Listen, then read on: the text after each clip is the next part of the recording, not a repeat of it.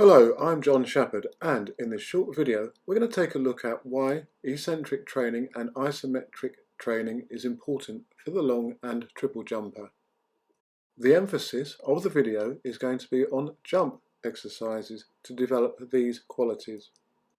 On the screen now you can see quite a number of plyometric exercises. So let me explain the components of a plyometric exercise and apply these to the eccentric and isometric elements.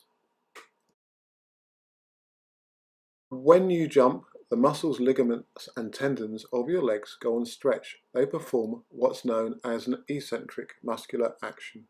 Although difficult to appreciate, there will be milliseconds where literally no movement occurs whatsoever and an isometric muscular action occurs. There will then be a concentric action to power the jumper into the jump. Now it is possible to break down the three muscular components or the muscular actions of the plyometric activity into their constituent parts. This is a predominantly concentric emphasis jump in that Paul has to impart a lot of force through the ground in order to push himself up onto the mat.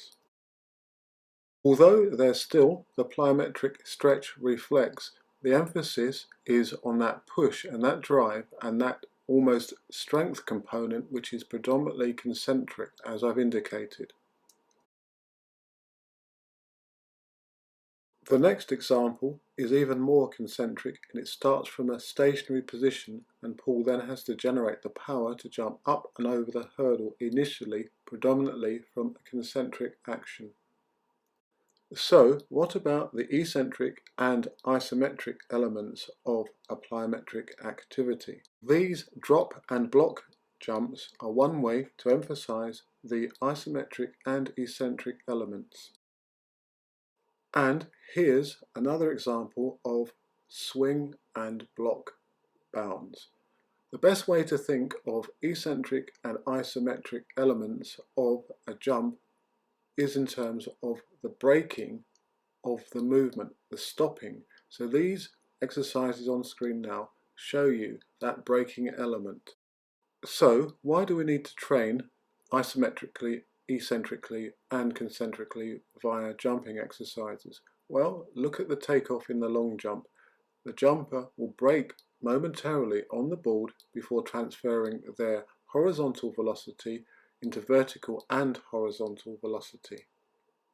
Continuing with the long jump focus, here's Juan Miguel Echeverria, who gets a lot of elevation off of the takeoff, and it's predominantly due to his eccentric capacity to generate vertical lift and vertical velocity specifically. Interestingly, here's TJ Gale, who recently won the World Championships, albeit on this effort from an indoor meeting he just runs through. You'll see, however, that his takeoff is flatter than Echeverria's, and it's more based on speed. The jumper that can impart the greatest vertical velocity coupled with the greatest horizontal velocity will be the one that, everything else being equal, will jump the furthest. So this is why I believe it's of paramount importance for the jumper to work on both creating vertical ability and horizontal ability, and by doing a number of jump exercises that train the various aspects in different ways of the stretch reflex. You've seen a number of drills as I've attempted to explain the rationale for doing various muscular action jumps. Here you're looking at a couple of other examples. I call this one a stop, block and jump exercise. This young athlete is very good at generating vertical from an eccentric isometric position, and it was superior to the majority of the other athletes, many years older in many cases, during that session. So here are other members of the group doing the same exercise. The objective is to move as quickly as possible from that block vertically. This particular drills unit also included these stop and block bounds, as I've talked about previously. So it is possible to come up with a number of exercises that work the eccentric and isometric elements of the jump more predominantly so. It's for this eccentric isometric emphasis of a jump that we also do jumps for height, such as these high skips. To some extent, when going for height, there has to be a greater break and stop before launching upwards, and the objective is that the combination of all these types of jumping exercises with their emphasis on different muscular actions will transfer into improved jumping and takeoff velocity.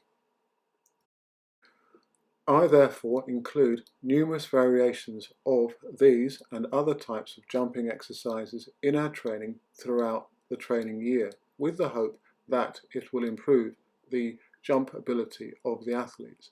As I've said in previous videos, I do believe that the eccentric emphasis is crucial to improving relatively mature jumpers, more so than continuously working on normal plyometric activities. Yes, you do need to do those, but I would start to include and emphasize eccentric and isometric work as well in order to optimize that takeoff ability.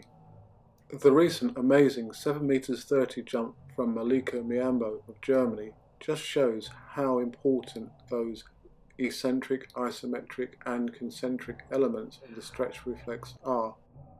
So much happens in those milliseconds when the jumper is on the board, and it's evident that you need to train specifically to make the most of them. I'll return to this subject in another video very shortly, but for the meantime, thanks for watching and good luck with your training and competition, and do subscribe to the channel and leave any comments you may have in the section below or through my other social media. Set, go! I've had the FREELAP timing system for a number of months now, and I've been putting it to the test. If you'd like to find out more about it and potentially purchase a system, then do contact me directly, but here's some information. The system is extremely portable and accurate to 2/1000ths of a second. You no longer need to take up 3 lanes to time your athletes. Place the TX Junior Pro transmitters down on trackside, set up the app on your iPhone or phone or tablet, and you're ready to go. The FX chip BLE attaches to the waist of the athlete, and that's what sends the time to the receivers. It's simple and effective. It's been a great motivator and way to compare performances across the training year, not only between our athletes but with norms established by other jumpers. For example, we can now really see how fast we are.